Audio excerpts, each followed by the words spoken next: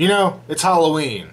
I guess everyone's entitled to one good review. Today on Outside the Box Reviews, we are taking a look at the Trick or Treat Studios premium mask of Michael Myers from Halloween 2. And I meant to review this last year, but kind of ran out of time to do it. But this was my Halloween costume last year, or at least my mask last year. And it really surprised me to find this. I was in one of my local comic shops, and every year they get a bunch of Halloween masks in, and they got in this version and then the Blood Tears version of it, and I debated for quite a while for which one I wanted, and I eventually picked this one, being a more classic Michael Myers look. But to me, it's a very good looking mask for not a lot of money, which is pretty impressive. I believe this thing ran me about 40 bucks. I know it was cheaper than Trick or Treat Studios even lists on their website. I normally don't like to do handheld video in my reviews, but for this mask I'm gonna have to. It's just too awkward to film on my normal review station without it looking very strange. Like, looking dead on at it from the front, it really looks pretty weird, kind of smushed in on the cheeks. I think that also has something to do with the fact that I have it on a mannequin head and it's just a little oddly shaped. But the detail on it is pretty good. It has those kind of accentuated cheeks that were very much a part of the mask. We have the kind of strip of an eyebrow up here where it's basically the adhesive left over from where the hairy eyebrows used to be, or painted over molded eyebrows. I forget which they actually did. Everybody knows by now that this used to be a Captain Kirk mask in the film, and then they modified it. They made the eye holes bigger and they spray painted it white. Some of the details Trick or Treat Studios went with, I think, is a little extreme. The very black nose on it and the dark lips, I think, are a little goofy looking. It could have been toned down a little bit just to look dirty, but not quite so dog-nosed here. But the rest of the detail on it's pretty nice. I like the kind of darkness they brought into other parts of it. And this mask is portraying from the second movie, and in the second film, they used the original Michael Myers mask that had been sitting under Deborah Hill's bed for however many years were in between. I believe there was some smoke damage to it, and it just didn't look the same as it did in the original movie. It had some serious wear going on there, but there's a lot of good detail in here. You can see where the sideburns used to be on the side of the mask. Come on to the other side, we actually have the pinhole where he's stabbed by Laurie in the first movie. The hair is decent. It's very hard to find a Michael Myers mask with good, real hair. A lot of it ends up looking very crummy. This isn't bad. I think the seam where it's actually glued onto the mask itself leaves a little to be desired, but of course if you get that real Michael Myers look, you can kind of bring it forward a little bit before it goes back and try to cover up that seam. But it's really not badly done. Turn around to the back, we have a very large slit up the back to let you get your head in there, and you can notice the bottom of this mask is all very flesh toned.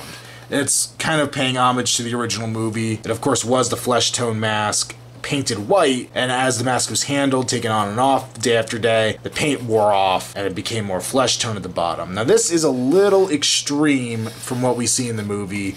I don't think it was this far gone, and I don't think it looked quite as smooth as a fade as we get here, but it's not horrible, it's just a little more than it should be. And this mask isn't too bad when you're wearing it. I'm doing the Jason mask reviews lately. Definitely a lot less air in here than there were with the Jason masks, but I think it looks okay when it's on. The mouth is of course slit, so you can definitely breathe through that. Oddly enough, every time I breathe in, I feel the air going in through the eye sockets, which is kind of an unnerving feeling, but it's a latex mask. It's what you'd expect. It's pretty hot inside of it, and it's not the most comfortable thing to wear, but I think it looks pretty good once you have it on. As I said, the hair needs some styling to it, but, you know, what can you do? It's a Michael Myers mask with real hair. That kind of happens. But overall, I really like it. I'm going to recommend the mask, especially, as I said, at the price point I got it at, about 40 bucks. Definitely wouldn't pay too much more from that, because then you're starting to get into prices where it is more of a higher-end mask line. But for what this is, I think it works very well for a Michael Myers fan. I actually have it on a wig head and have it on display in my house just because I think it looks pretty cool. And I am glad I went with this version instead of the Blood Tears version. That version looked really cool, but is so Halloween 2 specific. This one, it's kind of just classic Michael Myers, so I thought that was a good way to go. Make sure you check me out on Instagram, username Outside the Box Reviews. Also check me out on Facebook, link below. Until next time, this has been another Outside the Box Reviews. And I was gonna close with another Halloween quote, but since I'm wearing the Michael Myers mask, I guess I should just not say anything.